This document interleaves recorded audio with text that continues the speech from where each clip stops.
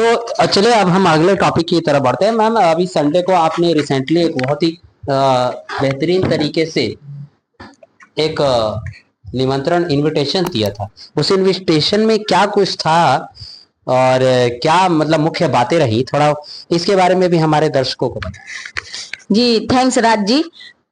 वो आप अनफॉर्चुनेटली आ नहीं पाए। उस वक्त एक आईआईटी से रिटायर्ड त्रिपाठी जी हैं, हमारे सर हैं, उनकी एक किताब छपी थी, तो वो किताब की भी एक इनॉग्रेशन थी, अपने लोगों से कनेक्ट हुए। उसमें पूरे दंगे का इतिहास है और उनका सद्भाव मिशन की स्थापना। कौन सा दंगा?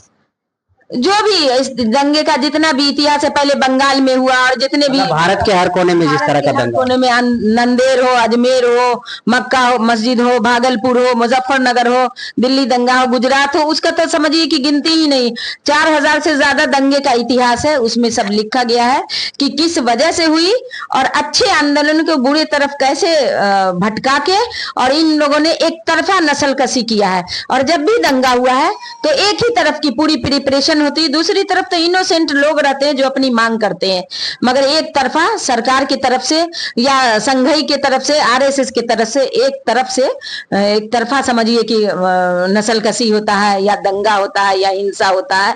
और हर आंदोलन की शक्ल ऐसी हो जाती है जिसमें कोई पुलिस वाले मारे जाते हैं या कोई ऐसी हस्ती मारी जाती है कि लोग इस चीज से नफरत करने लगते हैं। जैसे अभी मुस्लिम पर्सनल लॉ बोले हैं कि आप प्रोटेस्ट करो वक्फ बोर्ड के लिए जमीन पर अहिंसक, और वहां महाराष्ट्र में दंगा हो गया तो लोग अब उनको कहेंगे क्रिमिनल की उन्होंने करवा दिया।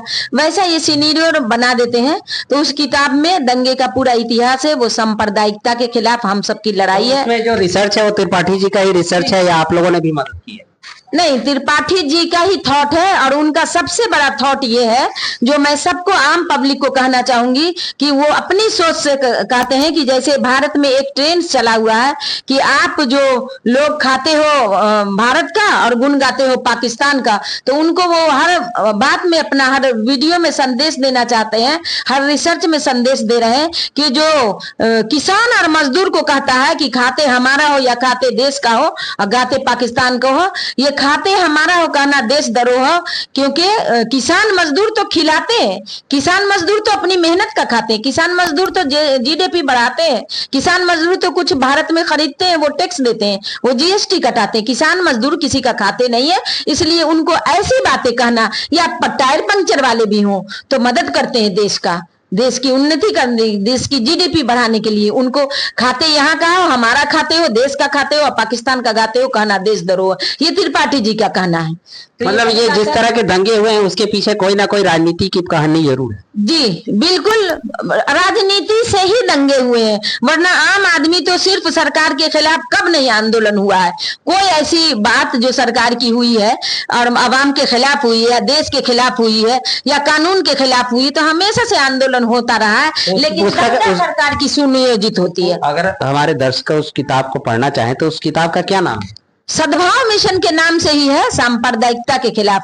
और ये उनकी ज्यादातर है कि साम्राज्यवाद, जैसे सरकार जो संविधान बदलना चाहती है जिसमें एक शब्द है इंदिरा गांधी का दिया हुआ कि वो क्या है, समाजवाद और धर्मनिरपेक्ष, ये बदलना चाहते हैं कि धर्मनिरपेक्ष अगर खत्म हो जाए उसमें से लाइन, तो ये तो खुल के सत्ता में, संसद में भी बैठ के तलवार चलाएंगे।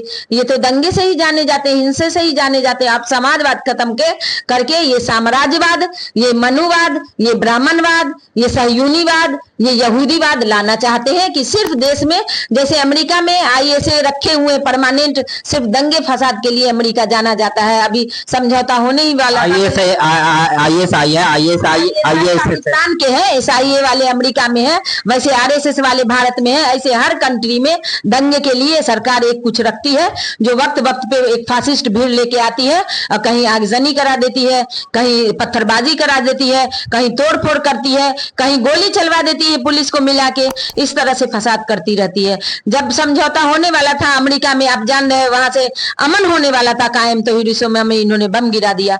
तो ये कभी अमन नहीं चाहने वाले हैं। अमन नहीं पसंद करते हैं, जबकि हमारे नबी सल्लल्लाहु अलैहि वसल्लम ने अमन का दिया था संदेश। एकता, अमन, इंसाफ के लिए माना जाने वाला जो इस्लाम है उसको इस्लामी टेररिज्म से जाना जाने लगा है। ऐसा बदनाम किया जाता है कि मुस्लिम लोग अपने आप को इन्फिनिटी महसूस करे, ऐसा कुछ भी नहीं है। देश के लिए मुसलमान जीते हैं, जमीन की मतलब पीसफुल के लिए जाने जाते हैं इस्लाम के और मुसलमान के लोग जो है। और अपने मन से जो इंद्रेश कुमार या आरएसएस के लोग या बीजेपी के लोग 5 संगठन बना के मुसलमान का रख लिए हैं और वो दाढ़ी टोपी वाले को दिखा के टीवी पर या अपने तरफ खड़ा करके मुसलमान को बदनाम करते हैं। ये सब समझ रहे हैं कि ये लोग देश के खिलाफ है। जो सत्ता के सपोर्ट में होते हैं वो देश के खिलाफ ही होते हैं। सत्ता के सपोर्ट में कोई बहुत बढ़िया आपने राय रखी। कनीज फातिमा जी ने हर विषय पर बहुत ही बेबाक राय रखी और ये सोचने का विषय है कि इन्होंने जो भी बात कही वो कहीं ना कहीं तथ्यगत तरीके से सत्य भी है। बहरहाल आप बने रहिए इस तरह के सत्य पर आधारित हमारे प्रसारण में। और मैं कनीज फातिमा जी का बहुत बहुत धन्यवाद करना चाहूँगा कि उन्होंने हमारे दर्शकों का मार्गदर्शन किया और हम इनसे लगातार जुड़े रहेंगे, इनसे बातचीत करते रहेंगे।